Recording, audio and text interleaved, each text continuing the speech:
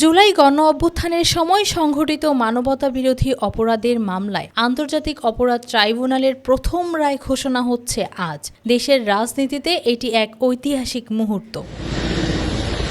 Prosecution জানিয়েছে, গণ অভ্যুত্থানের সহিংসতার পেছনে তৎকালীন প্রধানমন্ত্রী শেখ হাসিনা ছিলেন মূল পরিকল্পনাকারী, হুকুমদাতা এবং সুপিরিয়র কমান্ডার। তার বিরুদ্ধে আনা হয়েছে 5টি প্রধান অভিযোগ: উস্কানিমূলক বক্তব্য, প্রাণঘাতী অস্ত্র ব্যবহারের নির্দেশ, রংপুরে আবু সাইদকে হত্যা, ঢাকার চানখারপুলে 6 জনকে হত্যা এবং আশুলিয়ায় আরও 6 জনকে পুড়িয়ে হত্যার অভিযোগ।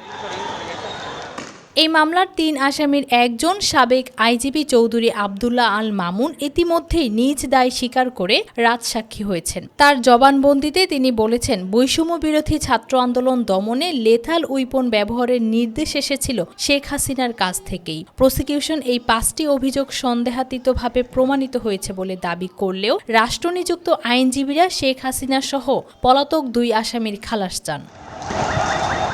জুলাই মামলাটি ছাড়াও পুনর্গঠিত ট্রাইব্যুনালে শেখ হাসিনার বিরুদ্ধে আরও 3টি মানবতা বিরোধী অপরাধের মামলা চলছে। এর মধ্যে রয়েছে 2013 সালের শাপলা চত্বর অভিযান সংক্রান্ত মামলা, যেখানে আসামি 21 জন, গুমের মাধ্যমে সংঘটিত মানবতা বিরোধী অপরাধের 2টি মামলা, যেখানে সাবেক ও বর্তমান সেনা কর্মকর্তা সহ আসামি 28 জন, আর আছে আদালত অবমাননার মামলা, যেখানে ট্রাইব্যুনাল গত 2 জুলাই শেখ হাসিনাকে 6 মাসের বিনাশ্রম কারাদণ্ড দেন।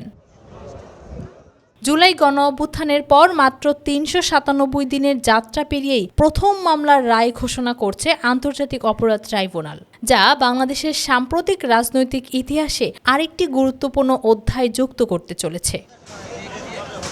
News desk, Dhaka digit.